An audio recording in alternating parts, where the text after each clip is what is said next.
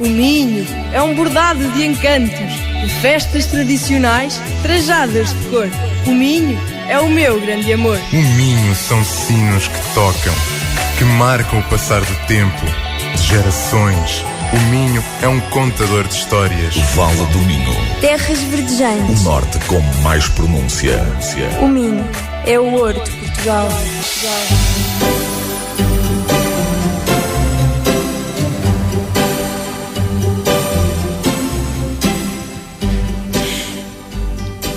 Uma boa tarde a todos. Estamos no programa A Voz dos Avós para uma Vida Alternativa. Um programa que quer evidenciar a experiência como escola de vida, recuperar a sabedoria dos mais velhos e mostrar a importância do papel dos avós na união das famílias. Sabemos que estamos em tempo de mudança.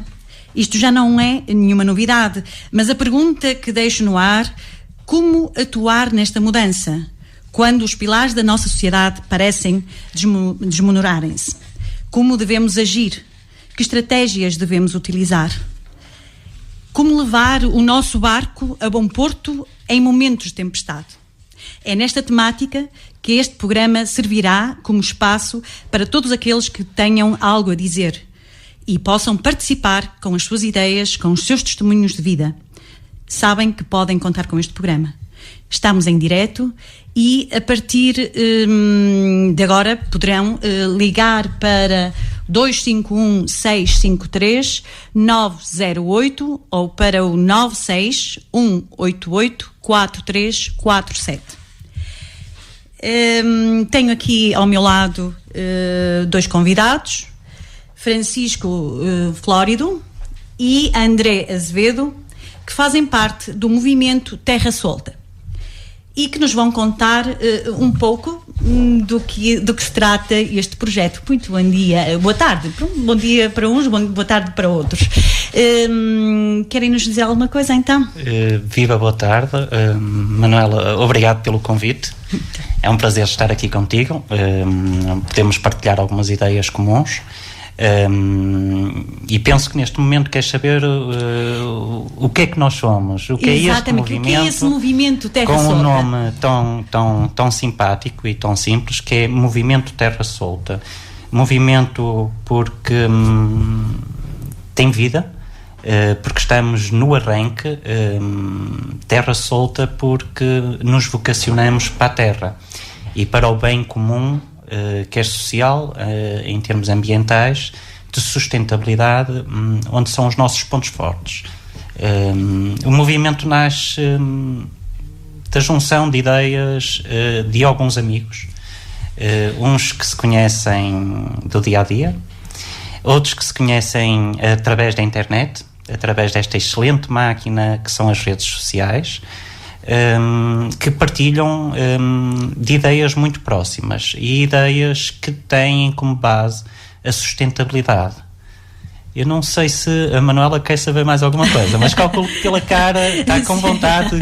Não, portanto, eu queria realmente que explicasse, portanto, falou de sustentabilidade, e sei, porque me falou também anteriormente, e daí que está aqui, e tenho todo o prazer em ter-vos aqui no programa, porque acho que tenho uma grande mensagem a passar, e então, quando fala de sustentabilidade, concretamente, quais são as ações, o que é que tem realmente a Terra Solta a dizer a nível de ação? Como agir, ou as ideias, a visão que este movimento, portanto, traz consigo?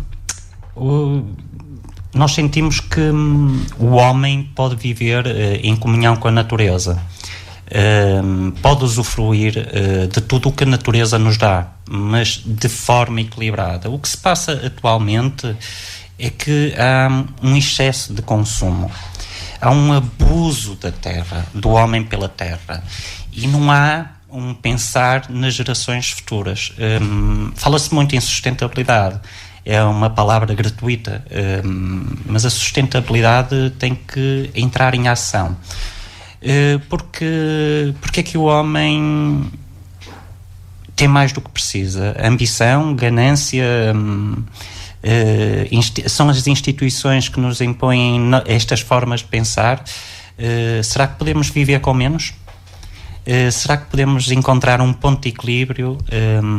Será que podemos ajudar a natureza a retomar as formas naturais? Será que eu posso ter uma alimentação mais saudável? Estas são as questões que nos levantaram e nós descobrimos que sim. Descobrimos que se praticamos algumas formas de agricultura, se mudamos alguns conceitos na filosofia da economia, da sociedade, se pensamos de uma forma da partilha, do conhecimento, da informação, de saber usufruir as grandes vantagens que as tecnologias nos trazem, podemos viver de uma forma mais saudável, mais feliz e em comunhão com o ambiente, pensando sempre nas gerações futuras. Porque neste momento vivemos numa sociedade que pensa somente no hoje e no amanhã. Não pensa a 50 anos. Isto, basicamente, eu poderia dar um exemplo que acho que é muito interessante. Há 50 anos atrás, as grandes populações florestais que tínhamos em Portugal eram o sobreiro e era o pinheiro. Hoje em dia vivemos para produções intensivas de eucalipto. Eu não estou aqui a defender nenhuma teoria, é só para podermos todos pensar, e quem nos está a ouvir pensar. No fundo é um bocadinho a visão também do Francisco, não é? E do movimento em si que representa, ou é a sua ideia concreta? É do movimento. Eu sou um porta-voz do movimento e quando falo tento transmitir a ideia comum. Comum, exato. E pegando nesse exemplo, acho que é muito interessante. Os povoamentos de Pinheiro Manso, de Sobreiro, eram povoamentos que produziam a partir dos 50 anos. Ou seja, quando se plantava, pensava-se nas gerações futuras. Hoje não. Planta-se eucaliptos para um corte a 7 anos, um abate a 7 anos, porque não estou a pensar nas gerações futuras. Estamos a pensar no ganho e no proveito imediato, não sabendo o mal e a destruição que estamos a fazer aos solos. Daí o movimento está muito vocacionado para a área agrícola. Mas para a recuperação, digamos, para sensibilizar, não é? Esse consumo e produção exaustiva, digamos, que se faz sem qualquer ponto de chegada daqui a uns anos, não é? É nisso que nós pretendemos trabalhar. É esse aspecto, o aspecto da sensibilização, da formação, poder transmitir aos mais jovens e transmitir a esta nova geração que se confronta num momento de dúvida. Estamos aqui numa barreira, estamos aqui num ponto que todos devemos refletir e pensar. As crises são um ponto de partida, não são um ponto de chegada, e felizmente estamos em crise. E isto vai permitir refletir muito das nossas atitudes dos últimos 20 anos e repensar como é que viveriam os nossos avós, os nossos bisavós, e as grandes vantagens e a qualidade de vida que tinham. Há formas alternativas e muito mais agradáveis de viver do que a atual forma que nos formatam a viver. Exatamente. E eu aproveito porque acho importantíssimo o que está a dizer Francisco, e neste programa ainda mais, o que acabou de dizer é precisamente um ponto essencial neste tempo de mudança, porque eu considero, e quando falo a nível da associação que representa também, que é da Vida Alternativa, a geração sénior, os avós, digamos, os anciões, creio que poderá ser, eu não sei se está de acordo comigo, mas segundo o que está a dizer, daí que estou a falar concretamente isto, pode ser realmente a geração dos avós que ponham um ponto de equilíbrio entre a sabedoria dos outros tempos que eles utilizavam, e agora uns continuam a manter, mas torna-se tudo muito mais fácil agora com os adubos, não sei o que mais, outras técnicas, mas isso vocês saberão melhor do que eu. Mas estará de acordo que pode realmente o papel dos avós, desse conhecimento, da experiência, do vivido, equilibrar um bocadinho este exagero que está tanto de indústria, do que estamos a falar, digamos, da agricultura e tudo isso? Manuela, não temos dúvida nenhuma. Basta ver com alguns avós, alguns agricultores, que foram adquirindo empiricamente o conhecimento que lhes foi transmitido pela geração anterior, seja qual for a área, seja na área agrícola, em qualquer setor de produção. Há um conhecimento adquirido, o conhecimento empírico e o conhecimento que foi transmitido de geração para geração, que hoje não está a chegar às novas gerações. E estamos a perder uma série de informação, uma série de riqueza, pensando que tudo se encontra nas escolas e nas faculdades. Isso não é verdade. Basta ver que os nossos avós têm uma série de ditados populares. E quantos é que não se perderam até aqui? E esses ditados populares é que eram a verdadeira faculdade da vida. Exato. E isto era extraordinário. Aquilo que nós chamamos a mesinha da avó, o chá da avó, agora termos que até são usados no marketing das grandes indústrias.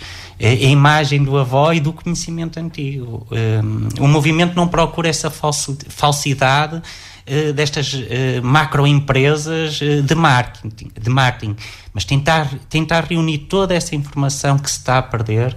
Avós, por favor, ajudem-nos. Exatamente. Transmitam-nos esse conhecimento, fica por aqui favor. Uma boa mensagem.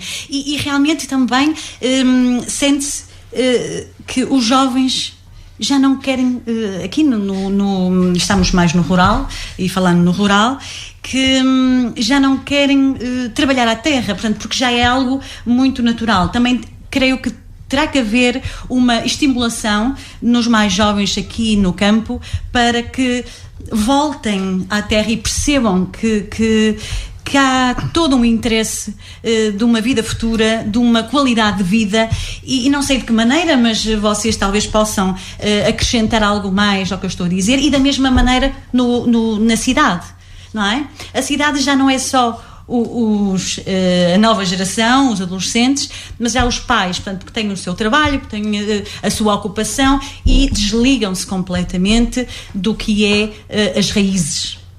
Exato, Manuela. Falaste aqui numa dualidade. Existe, vamos começar pelo aspecto das gerações entre os 20, 30 anos, 40 anos, em que diz que são as idades produtivas, e numa situação rural a tendência é procurar o urbano e esquecer o campo.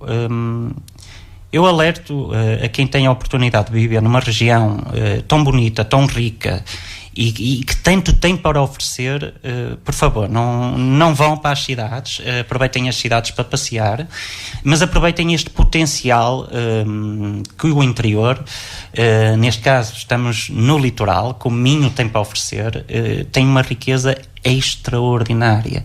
E essa riqueza vem de uma cultura ancestral. Essa riqueza pode ser transformada em turismo, em ecoturismo, pode ser transformado em produções agrícolas, em produtos que estão esquecidos, em batata tradicional, em castanha tradicional, uma série de valores. É natural que a televisão e os meios de comunicação transmitam aos jovens que na cidade é que se vive, e que se vive com qualidade de vida, porque se tem televisões, porque se tem computadores, porque se tem muitos bens. Esses bens não são os bens da felicidade. Em nada são os bens da felicidade. Porque o que é que acontece agora com o urbano? O urbano gostava muito de ter uma pequena horta. E gostava muito de aprender, e já perdeu, porque há 3 ou 4 gerações, ou há 5, já não está ligado ao campo. E gostava de aprender. Eu tenho imensos contactos de amigos que gostaram de saber e ficam admirados com as coisas que eu planto na cidade e o que eu faço. e tento-os incentivar e digo que podem ter na varanda umas batatas e umas couves, e podem ter, porque é verdade, pode-se fazer agricultura urbana, é bem verdade, e no outro programa ou neste poderemos falar sobre isso. E sabem o que é que eu reparo? Sim. Em todos os amigos é que não têm tempo, e o tempo é uma fatalidade e está-lhes a roubar a qualidade de vida, porque estão escravizados pelo trabalho, pela dívida contraída ao banco, por tantos fatores externos que não podem viver, que nem têm tempo para a família, muito menos estando num programa em que os avós são um ponto de referência, não têm tempo para os avós. Portanto, há aqui uma série de informação que se está a perder, há uma série de qualidade de vida que se está a perder. E temos que dar a volta. Estamos embrenhados numa tristeza comum, que é a crise, que é a falta de emprego. Isso afeta-nos a todos nós, na nossa classe etária dos 30 anos, afeta imenso, mas há alternativas. Se calhar o regresso ao campo será uma grande alternativa, e é preciso ter coragem para essas atitudes. Se calhar a produção de proximidade nas cidades é uma belíssima alternativa. Há uma série de competências que as pessoas adquiriram: o cozinhar, o saber fazer uma peça de vestuário, tantas e tantas mais-valias que as pessoas produziram e que criaram, que aprenderam e que podem partilhar com proximidade com o outro. Isto é muito interessante e há volta a dar. Não precisamos viver nesta concorrência frenética, nesta escravidão que nos impõem, é mudar de atitude. Claro, eu diria mesmo que é deixar no ar as pessoas começarem, porque às vezes já existe dentro delas essa procura, essa instabilidade de sentirem que as coisas já não são da mesma maneira, não é? E por onde ir. E eu creio que este tema consiga deixar uma marca, uma dúvida, e que percam o medo, porque talvez, como disse o Francisco, o medo é que não lhes dá a coragem para darem esse primeiro passo. Mas hoje em dia há vários agrupamentos, associações, movimentos, aqui como está a Terra Solta, e as pessoas podem se informar, podem pôr as questões que têm, e estamos todos para contribuir a melhorar essa qualidade de vida. Falamos na cidade, Francisco, e eu vir-me outra vez para o Francisco, mas aquelas pessoas que não podem, por alguma razão, na cidade, seja pelo trabalho, seja por razões bem particulares, que não se possam deslocar à cidade, ao campo, digo, quais são as alternativas também para elas? Em termos agrícolas e em termos de agricultura biológica e de outro tema que penso que não teremos espaço para falar aqui, que é a permacultura, primeiro penso que os meios de informação, a net é extraordinária, é riquíssimo, é um mundo, hoje em dia temos tudo e acesso a toda a informação, basta pesquisar. Nenhum de vós em casa está sozinho. Basta ter um computador, um acesso à internet. O que é que eu gostava de saber? O que é que este indivíduo está a dizer aqui na rádio neste momento? Vou saber o que é que ele diz, o que é isto de permacultura, e vou tentar descobrir estas novas metodologias. Vou saber o que é esta associação. Gostava de mudar. Como é que eu faço? Procurem associações, procurem gabinetes, mas procurem na internet, procurem temas que gostaram quando eram mais jovens, quando eram adolescentes, e esses temas, nem que seja música, procurem, pesquisem. Essa é a primeira fase. A segunda fase, o que nós descobrimos é que as cidades cresceram, e cresceram de uma forma exponencial e desequilibrada, quer em espaço físico. O Porto hoje não faz sentido só como cidade de Porto, é o grande Porto. Isto é uma teoria como um amigo meu, arquiteto, há muitos anos, ainda era aqui há 20 anos, me falou que as cidades são como maçãs. as maçãs começam a apodrecer pelo interior e são muito bonitas por fora. E realmente é o que acontece. A cidade do Porto, cidade é realmente muito bonita, está em abandono. Existe uma série de quintais no interior dessas casas abandonadas que podiam ser partilhados, podia ser partilhado com as comunidades locais, que podiam ser loteados. E são essas iniciativas que o Terra Solta gostava de criar, parcerias entre os proprietários que têm imóveis abandonados e poder partilhar com a sociedade, com as pessoas, pequenos lotes, formar as pessoas como fazer agricultura e poderem ter ali um espaço de partilha. Isto pode ir mais longe. Repare, se eu consigo num quarteirão ter 5 quintais, em cada quintal consigo fazer 10 lotes, tenho 50 lotes, 50 pessoas ou 50 famílias a produzir um pouco da sua alimentação. Agora imagina a Manuela, que gostou muito de plantar cenoura e teve bastantes cenouras, mais do que necessita. E o seu vizinho até teve muita batata. Porquê é que não há de partilhar o seu excedente e o vizinho o excedente dele? Isto é curioso. E é algo que existia e não... É fantástico. Existia há muitos poucos anos atrás. Isso é fantástico. Esta é a nossa ideia. Fantástico. É onde nós queremos chegar. Muito bem, muito bem, muito bem. Eu também ouvi o Francisco a falar de uma economia justa, de uma sociedade justa que passava por uma economia justa, portanto, e como falou agora, exatamente nessa partilha de bens, quer falar um bocadinho da sua visão nesse sentido? Sobre a economia? Sobre a economia justa, o que é que considera? Porque falou que... Sobre uma economia alternativa, justa. Exatamente. Eu penso que teremos alguns espectadores que têm formação em economia, gestão, mesmo em outras áreas, e que os grandes formatos da economia dividem-se em meia dúzia. Isto é o que os grandes livros dizem. Nunca se pensa em formas alternativas, mas nós vamos ter que chegar a essas fórmulas. Sabemos é que a fórmula atual vai ter um fim. Temos a certeza de que a metodologia macroeconómica na qual vivemos não é operacional. Isto é claro, eu não estou a trazer nada de novo, não sou economista. Mas não estou a trazer nada de novo, os mercados não se autorregulam. Isso não é verdade.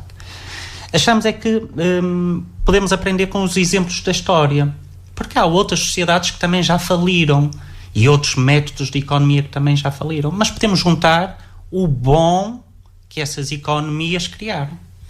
E quando eu falo no bom, o que eu reparo é que estamos num momento em que a partilha, o ser solidário, o termo que na nossa conversa de cá falamos, o custo justo, exatamente, o cooperativismo, diminuir a tensão da concorrência, competitividade, não é? A competição é doentia, é uma doença. Nós vivemos essa doença. Eu espero-me já ter libertado dessa doença. Podemos alterar isto e podemos ver sociedades. Eu não gostaria de dar aqui alguns exemplos porque... Mas vou ter que dar. Tem que dar. Agora que falou, tem que dar. Existe alguns aí uma ilha que está isolada há 50 anos. Tem uma metodologia política que podemos discordar e que há muitos que discordam. Eu não concordo plenamente com essa ilha isolada e com essa política. A verdade é que essa ilha isolada consegue viver em equilíbrio. Não há entrada de mercadorias nessa ilha. Não há saída de mercadorias. E vive há 50 anos em que tem os maiores índices de saúde, que tem uma taxa de mortalidade igual aos ditos países modernos, que a esperança média de vida são os 80 anos. E eu pergunto, é verdade que há pessoas que querem alterar a forma dessa ilha viver, mas eles vivem em equilíbrio. Há ambição de algumas pessoas, mas são fatores externos, imagens externas que lhes transmitem a ideia falsa de felicidade. Eles, se calhar, são muito mais felizes do que julgam. Mas e convido-os a viver uns tempos cá, nesta guerra desenfreada. Portanto, eu falei na economia, porque eu acho que hoje em dia temos que... A economia já não está tão separada da felicidade. Eu acho que a felicidade mexe com fatores antes vistos independentes. Portanto, hoje em dia... creio que talvez seja uma proposta, portanto um meio, um caminho a seguir, interpretar a economia não à espera que digamos, os que estão lá em cima tenham que resolver, mas cada um criar uma responsabilidade individual da sua própria vida e daqueles que rodeia, da sua família, e ele próprio criar uma qualidade de vida. Não sei se... Eu tenho essa experiência. Então conte-nos a sua experiência. Muito resumidamente, há 2 anos tive um desafio, tive vários desafios ao longo da vida. Não gostava de pormenorizar, mas de grande empresário resolvi parar, refletir se exatamente se era feliz. Então, que mudanças é que desliguei. O que é que significa desligar? Conte-nos um bocadinho assim para percebermos. É ter coragem para a mudança, é ter coragem para ter o meu espaço, para ter o meu quintal, para ter o meu tempo, para estar aqui com vocês na rádio. Há uns anos atrás não teria. É a possibilidade de conhecer outras pessoas, é a possibilidade de construir jardins, que foi sempre o que eu gostei de fazer. E sei que tem, desculpe interrompê-lo, mas sei que tem na sua casa, está a trabalhar um quintal. Tenho um quintal. Portanto, não precisa nem de lote, basta um quintalzinho, não é? Ou em vaso, conta-me qualquer coisa, a senhora explica então. Eu tenho um quintal no Porto e faço produção biológica com conceitos que vão além do biológico, superiores ao biológico, em termos de sustentabilidade, onde produzo o suficiente para 3-4 pessoas se alimentarem em termos de vegetais. Isto é curioso. Com 200 metros quadrados, é muito curioso. Convido outras pessoas que estejam na cidade do Porto a fazerem o mesmo, a partilharem, a contactarem, a visitarem o Terra Solta para terem o nosso contacto, para verem as fotos deste exemplo. Mas na minha experiência foi a oportunidade de parar, de refletir, de meditar, que é algo que o dia-a-dia não nos deixa. É só para a frente, caminhar para a frente. Se calhar temos que parar e olhar para trás e observar e usar um termo que peço para pesquisarem na internet, nessa máquina fabulosa que é a internet, que é resiliência. A resiliência... vai ter que explicar para que... Num minuto não consigo. A resiliência... Tem mais que um minuto. é isto mesmo, é uma capacidade de parar, de meditar, de observar o que nos rodeia, o outro indivíduo, a natureza, o ambiente, conseguir perceber o que é que nos faz mal, o que é que nos faz bem e ter a capacidade de resistir. Mas é um conceito muito, muito forte, é algo que se começa agora a estudar na área da filosofia, da psicologia, da sociologia, que é a resiliência. Eu penso que a resiliência poderia passar era para o setor económico e macroeconómico e convido a várias pessoas no setor político e financeiro a poder estudar o que é a resiliência. Acho que era muito, muito interessante. E estava, portanto, só para terminar a ideia, então, deixou de trabalhar, deixou tudo, sei que esteve um ano assim de quase sabático, digamos. É verdade. Não é? E optou, portanto, chegou um momento que disse, não, é este tipo de vida, como é que as coisas surgiram? Como é que são? As coisas vão surgindo, isto confesso que temos que ter a ajuda dos amigos, os amigos e a proximidade de ideias é muito importante. Mais uma vez, a solidariedade. Completamente. O amigo é aquele que está sempre presente, nem que seja pelo telefone. O amigo é aquele que ao fim de 20 anos não nos encontramos e foi ontem. Claro. Esse digamos, é o amigo. Em vez de estar a colher as sardinhas cada um para o seu saco, mas vamos encher o máximo um saco e vamos todos ter um pouco, é isso. É exatamente isso. É isso. Porque até aqui era um bocadinho isso, não é? Olhámos sempre muito para o nosso umbigo e talvez tenhamos mais vantagens a ver realmente as coisas numa perspectiva mais ampla e quem está ao nosso lado, não é? Mas eu gostava que explicasse então, nesse sentido, como é que a mensagem dessa sua experiência, não é? Eu gostaria de convidar a todas as pessoas. O que eu observo nos amigos e nas pessoas que eu conheço são 2 pontos. Não tenho tempo e detesto o meu trabalho. Isto é uma curiosidade. Então, eu não tenho tempo, eu não posso ir e eu detesto o meu trabalho. Até pode gostar do trabalho.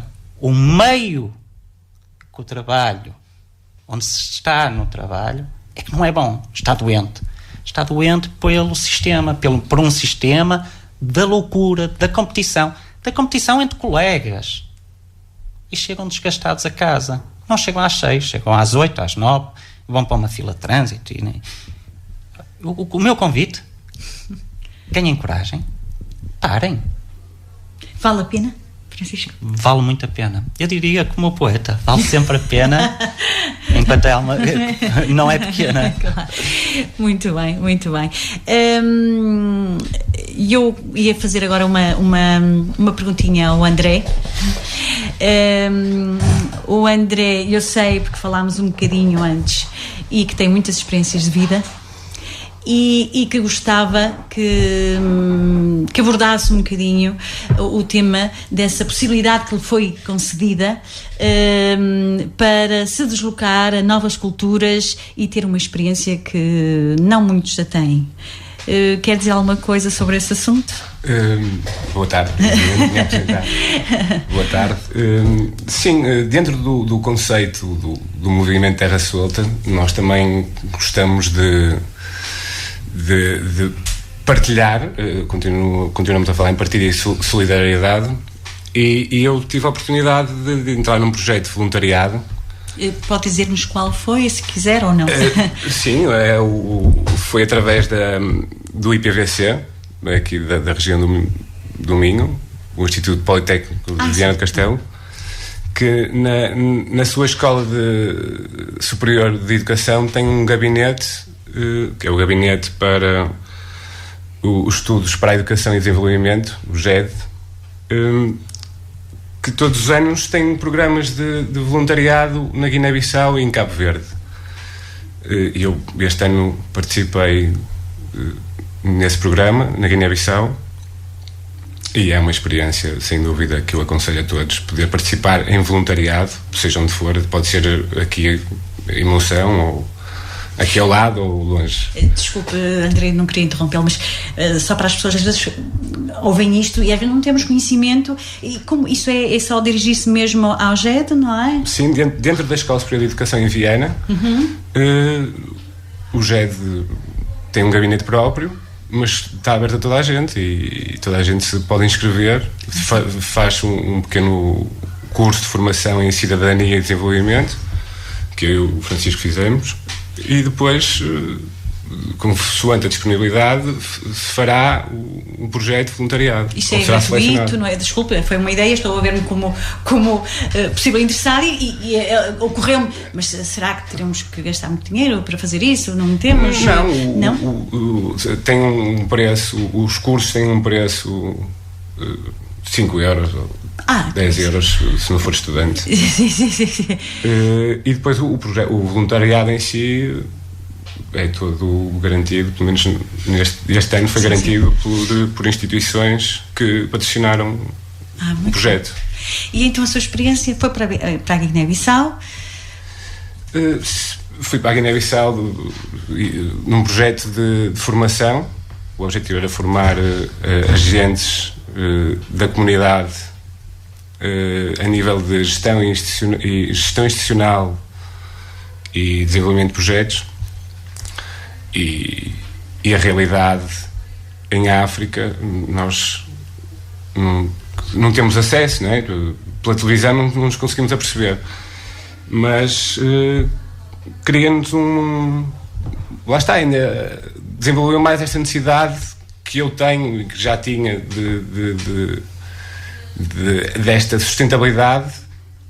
Até faz mais sentido depois irmos... Claro, porque tinha-me dito que realmente a sua intenção de vida é poder conseguir criar uma sustentabilidade ao seu redor, digamos, não é? E daí que estão também é um elemento do Terra Solda. E essa experiência da Guiné veio comprovar, digamos, por oposição, não é? À sociedade que temos. À sociedade que temos, essa necessidade. Qual é a mensagem? O que é que quer deixar aqui no ar? Também já não temos assim muito tempo. Eu continuo aqui na senda do meu companheiro Francisco, ele é o orador. Sim, não, mas eu digo, nessa experiência à Guiné, qual realmente, o que é que sentiu, o que é que o marcou? O que marcou mesmo foi o facto de nos apercebermos que realmente nós temos em excesso. Não nos damos conta porque estamos tão confortáveis e teoricamente confortáveis. Temos tanto em excesso e coisas que não nos fazem falta. Se nós realmente refletirmos, nós não temos tempo porque também se calhar usamos muito tempo em coisas que não nos fazem falta, que não necessitamos. Passamos horas e horas em frente a uma televisão, se for preciso. E isso não nos dá felicidade nenhuma. Distrai-nos só. Na Guiné não há luz, não há água canalizada, não há esgotos. É uma situação um bocado precária, para não exagerar muito nos termos. Mas pelo menos não há violência, digamos. Eu não sei... Não, eu não senti problema algum, medo algum. Acho que as pessoas são muito afetuosas. Sim. A população é muito afetuosa. Sente solidariedade entre o povo. Há muita solidariedade entre o povo. É isso que eu queria, percebo que falasse um bocadinho, só para percebermos que às vezes... Pois, este conflito de sociedade, este conflito de cultura, e como eles não têm acesso a estas coisas que nós temos, nota-se e criam-se mais os laços entre as famílias e a sociedade. Coisas que nós perdemos, por alguma razão ou com algum motivo, perdemos. Mas eles mantêm. E isso alimentou ainda mais esta minha necessidade da autossuficiência. Muito bem. Muito obrigada pela participação do André, que eu acho que essa experiência é muito importante. Eu queria agora que o Francisco dissesse alguma coisa mais, deixasse alguma mensagem. Temos algum tempo ainda, portanto, diga-me, Francisco, realmente o que é que quer salientar depois de tudo aqui que nós falamos. Deixamos muitas coisas, ou revolvemos muitas coisas, não é? Eu podia lançar aqui alguns retos, ou algumas questões, e penso que a primeira questão que eu gostaria de lançar, e já é um belíssimo ponto de partida para quem está a ouvir-nos, o par escuta e olha. Acho que aquilo é simpático. Quantos de vocês efetivamente ao final de um dia de trabalho produziu um produto? A Manuela já pensou nisto? Eu estou a pensar agora, mas... Isto dá muito que pensar. Esta formatação das pessoas para os serviços, para a especulação, para tantas coisas, produz-se muitos papéis, muitas informações, muita contra-informação.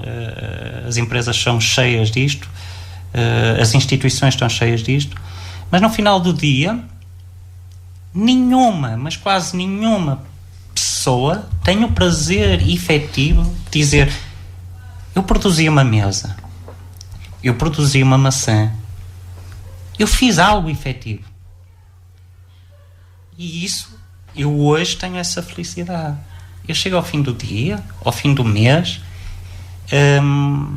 eu não produzi uns números ou umas faturas ou umas coisas assim complexas. Não são complexas, isto é pouco para ironizar a questão. Mas vou produzir imensas pencas. Isto é interessante. Claro. E talvez acompanhar esse crescimento e essa produção. É extraordinário. É uma sensação extraordinária. O ritmo para. Eu falo um bocadinho também. O ritmo é muito importante. Eu já fiz esse caminho, esse percurso. As plantas e a agricultura ensinam-nos o verdadeiro relógio da vida. O biorritmo. Que é algo que perdemos. O biorritmo é feito por horários. O ritmo urbano, não é? Tem horários, tem semáforos, automatismos, mas não é o biorritmo, não é o ritmo que o planeta funciona, não é o ritmo das plantas, não é o ciclo normal das plantas, não é. E eu tive a oportunidade. Este quintal é um projeto que tem um ano e meio. E neste ano e meio, eu tive que aprender a esperar. Isto é muito agradável. É mais agradável do que as pessoas julgam. Muito agradável. Eu gostaria de lançar exatamente este recorde. Quantos de vocês, no final do dia, produziu algo efetivo? Pode levar para casa, para a família e para oferecer. E reflitam sobre isto. E se calhar sabem produzir uma lã, se calhar sabem produzir arte, cultura, tecnologia, produzir algo efetivo. E acabamos com esta sociedade que não se produz. Isto, se formos analisar números, não é? O setor produtivo em Portugal não existe. O setor primário, não existe agricultura, não existe minas, as indústrias, setor secundário é o que é, e depois temos um setor terciário. Não funciona, não existe. É especularmos. Especularmos sem especularmos sobre matéria, especulamos sobre papéis. Aí é a grande diferença no campo. Ainda as pessoas, cada vez menos já, e as pessoas que estão realmente nessa condição já se encontram mais sós, digamos, porque, como falámos no início do programa, os avós têm as suas terrinhas, continuam, mas os filhos ou vão trabalhar ou vão... Portanto, é preciso realmente motivar, fazer... sensibilizar, digamos, toda a família dessa necessidade de união, dessa necessidade de partilhar esse trabalho que, no fundo, é o melhor fruto que a vida pode dar, é o que sai da terra, o que se produz na terra. E com estas palavras vamos primeiro agradecer-vos a vossa participação no programa. Obrigado, Manuela. Obrigado a todos. Obrigado. E espero que tenha ficado uma mensagem para refletir, como pediu o Francisco, e que alguns retos se venham a concretizar, e esperamos o vosso contacto, seja através, como disse muito bem o Francisco, de pesquisar na net Terra Solta, ou até se às vezes o avô não sabe trabalhar na internet, pede ao neto, pede ao filho. Hoje em dia há mil e uma situação para poder chegar lá. Se caso também quiserem, podem pesquisar a Associação Vida Alternativa, vão ao blog, eu de qualquer forma deixo o meu contacto também, 967378633. Qualquer dúvida, qualquer questão, estamos aqui todos para poder ajudar a concretizar, nem que seja um primeiro passo. Por isso, obrigada a todos, um bom fim de semana e até a semana. Na Voz dos Avós, por uma vida alternativa.